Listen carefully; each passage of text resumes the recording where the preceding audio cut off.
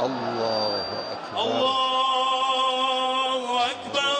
لا إله إلا الله وحده لا شريك له إلها واحدا أحدا صمدا لم يتخذ صاحبة ولا ولدا، وأشهد أن محمدا عبده ورسوله أرسله بالهدى ودين الحق ليظهره على الدين كله ولو كره الكافرون. الله أكبر. الله أكبر. اللهم صل على محمد وآل محمد وبارك على محمد وآل محمد وترحم على محمد وآل محمد كما صليت وباركت وترحمت على أحد من أوليائك وعبادك الصالحين، وصل على جميع الأنبياء والمرسلين. الله أكبر. الله أكبر.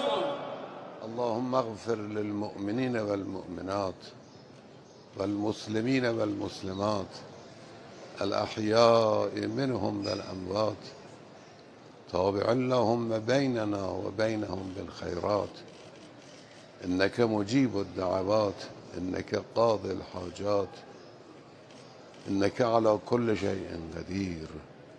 الله أكبر. الله أكبر.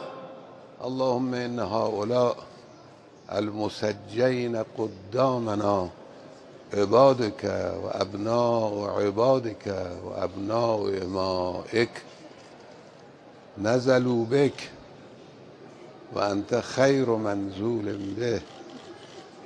اللهم إن كانوا محسنين فزد في إحسانهم، وإن كانوا مسيئين فتجاوز عنهم. اللهم إنا لا نعلم منهم إلا خيرا.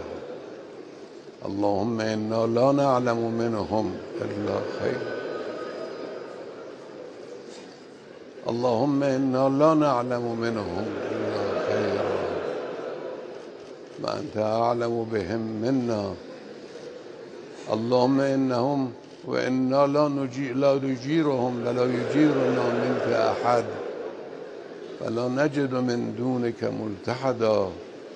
اللهم اغفر لهم، اللهم ارفع درجاتهم، اللهم ارحمهم، اللهم احشرهم مع محمد وآل محمد، اللهم أعل درجاتهم في العليين، وصل على محمد وآله الطاهرين. الله أكبر.